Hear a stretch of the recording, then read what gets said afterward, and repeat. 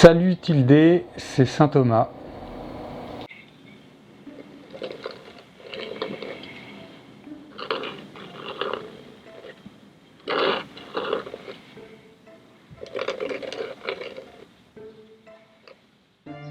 J'ai commencé par faire l'école Boulle, après j'ai fait Beaux-Arts, ce qui m'a conduit à faire 15 ans d'épige, qui était créative mais dans lequel je ne me retrouvais pas. Il y avait quelque chose qui me manquait au travers de ce travail professionnel, c'est que j'avais envie de communiquer des choses, mais je ne le savais pas encore. Il y a 6 ans, j'ai mis en place un petit personnage qui m'a permis de mettre en scène mes idées. Et à partir de ce moment-là, j'ai constitué mon écriture plastique autour de ce petit personnage. Et j'ai ouvert un peu cette pratique aussi à d'autres techniques, à des choses qui sont plus de l'ordre de l'émotion, de questionnement en tout cas sur le vivant, et qui sortent aussi du dessin d'idées, qui sont un autre type de dessin. Voilà, j'ai essayé d'ouvrir un peu le champ. Ce qui motive ma création, c'est quand même un questionnement existentiel, avant tout. C'est vraiment comment on se place dans la scène du vivant, comment on s'inscrit dans la nature, parce que moi c'est vraiment ça je dirais, qui m'apporte le plus au fond, c'est cette question de voilà, d'où on vient et quel sens on donne à ce monde une fois qu'on y est, quel rôle on va y jouer et comment on peut faire perdurer ce qui est assez phénoménal, ce qu'on peut observer dans la nature, c'est cette espèce de foisonnance, cette impermanence, et on fait partie de ce mouvement, et qu'est-ce qu'on fait de ce mouvement en fait? C'est vraiment, je dirais c'est plus cette question-là qui est centrale, qui vient m'inspirer. Pour me mettre en condition de création, en fait en général c'est le matin où ça fuse,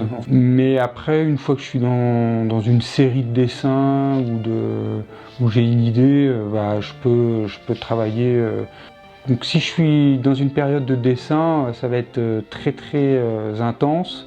Je vais dessiner tous les jours, beaucoup, et puis je vais avoir des phases où j'ai plus trop envie de dessiner, donc je suis plus dans une phase de réflexion, voilà, je regarde aussi ce que j'ai fait, j'essaie de voir ce que je peux en faire, et du coup là je suis plus du tout dans la pratique du dessin.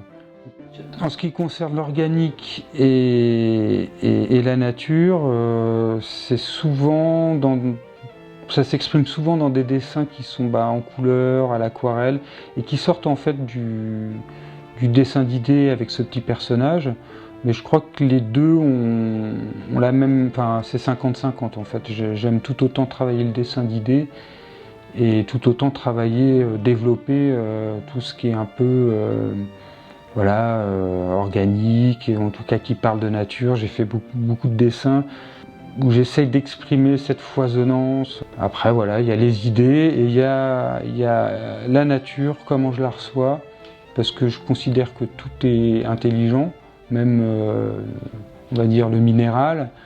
C'est pas la même temporalité, enfin le vivant est une intelligence en mouvement, interconnectée.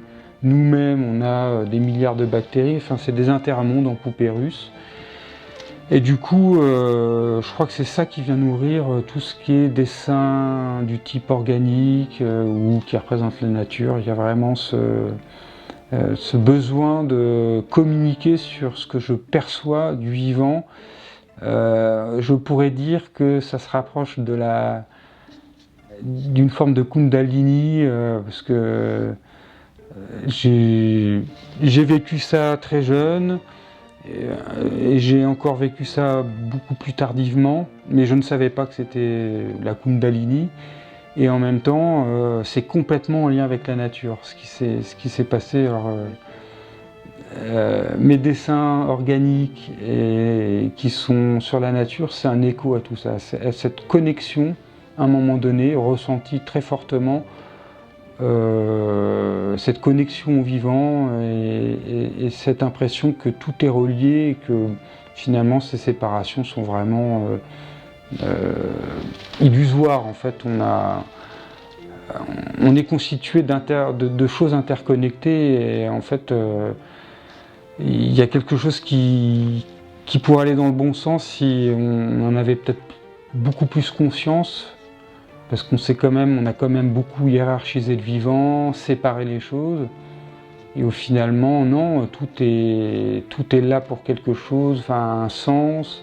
Si on sait bien le mettre en mouvement, c'est fluide, ça raccroche pas, ça va de soi. Enfin, la vie pourrait peut-être être plus simple en fait. Mais un projet idéal que j'aimerais faire, ça serait